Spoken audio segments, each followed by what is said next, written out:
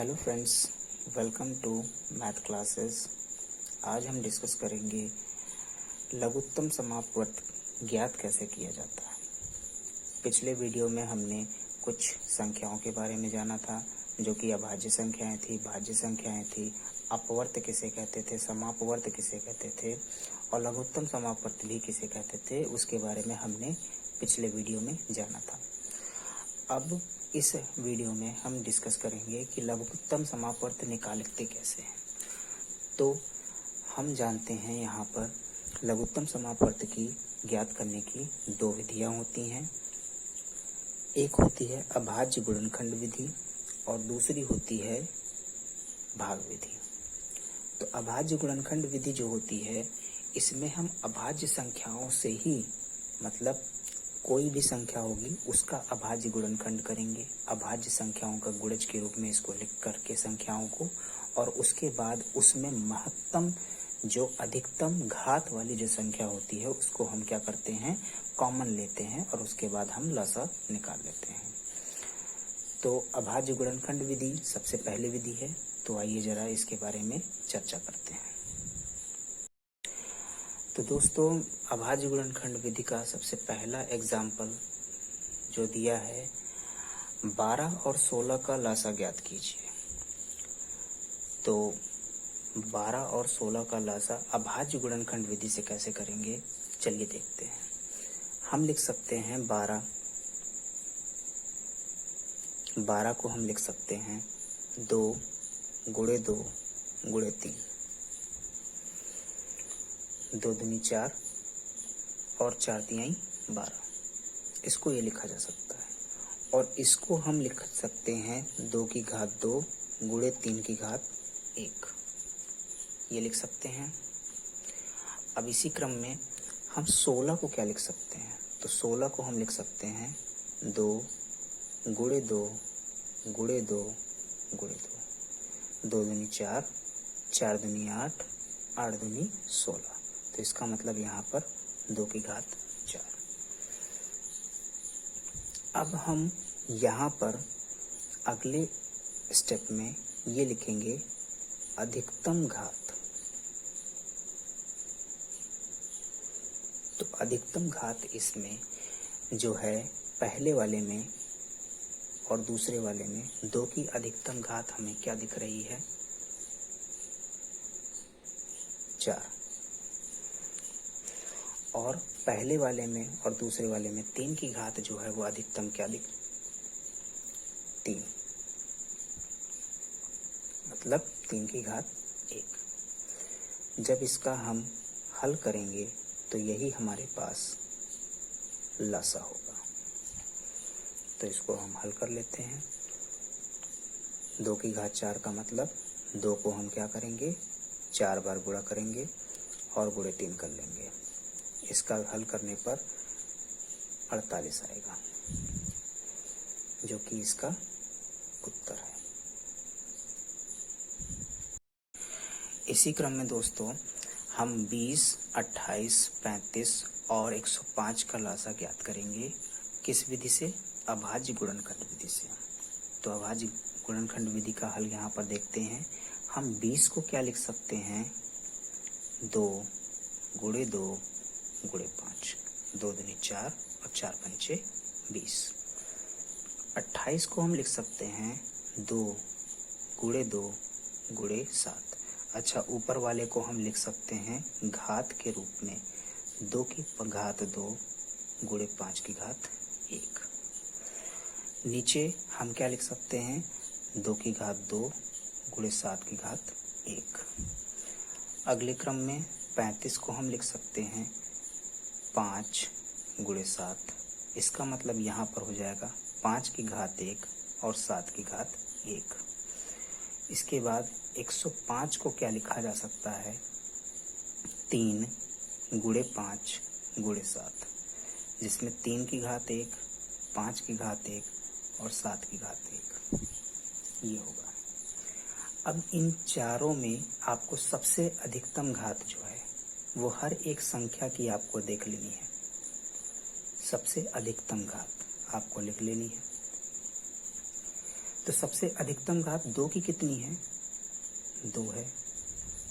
सबसे अधिकतम घात 5 की कितनी है? 1 ही है।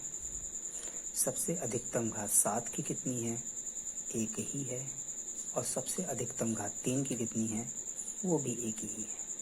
अब इनका आपस में क्या कर दीजिएगा, जैसे ही गुणा करेंगे वैसे ही हमारे पास लासा होगा।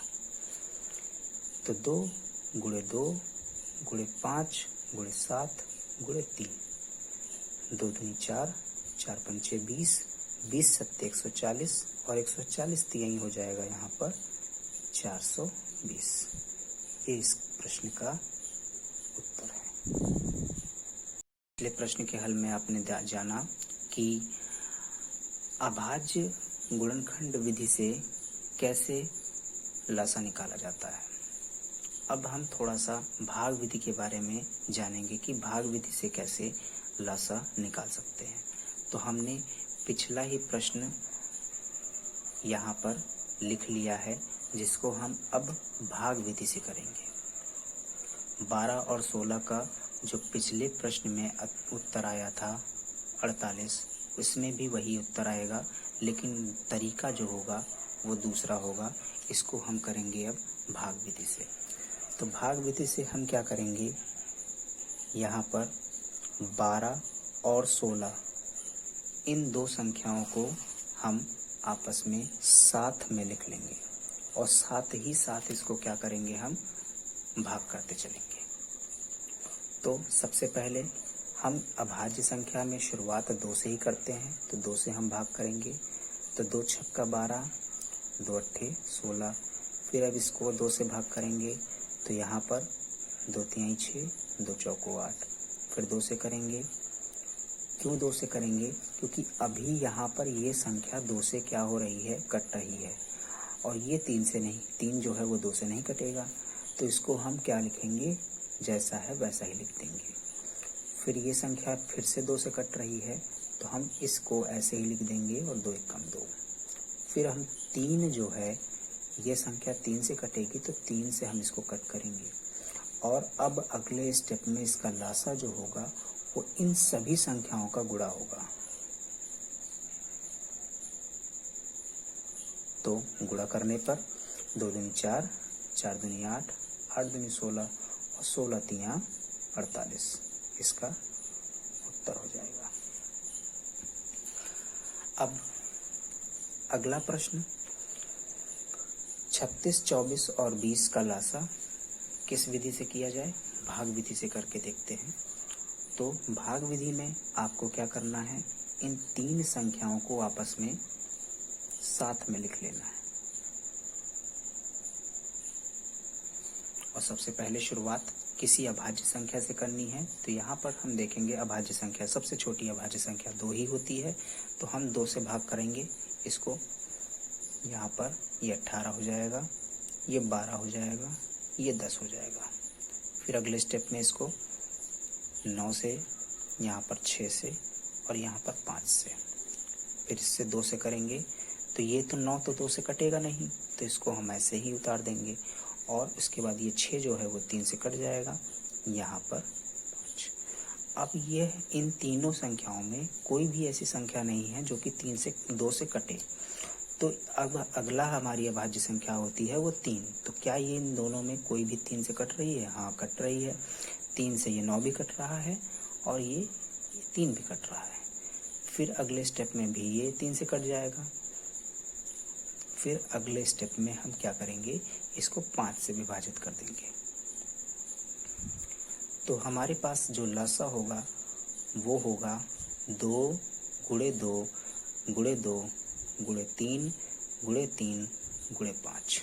जब इसको हम हल करेंगे तो 2 दूनी 4, 4 दूनी 8, 8 त्रिक 24, 24 तिया 72 और 72 का अगर हम 5 से गुणा करते हैं तो यहाँ पर 360 आएगा। दोस्तों 5 से गुणा करने की यहाँ पर छोटी सी एक ट्रिक जान लीजिए कि 72 अगर लिखा है और उसका अगर हम 5 से गुणा कर रहे हैं तो आप 72 का क्या कर दीजिए, आधा कर दीजिए। तो 72 का आधा होगा 36, और 36 में आप क्या कर दीजिए, जो 0 बढ़ा दीजिए, ये उसका उत्तर होगा। ठीक है, तो ये छोटी सी ट्रिक थी, समय समय पर आपको इसके बारे में हम बताते चलेंगे। आज के वीडियो में बस इतना ही, अगले वीडियो में मिलेंगे, तब तक के लिए धन्यवाद। जय हिंद।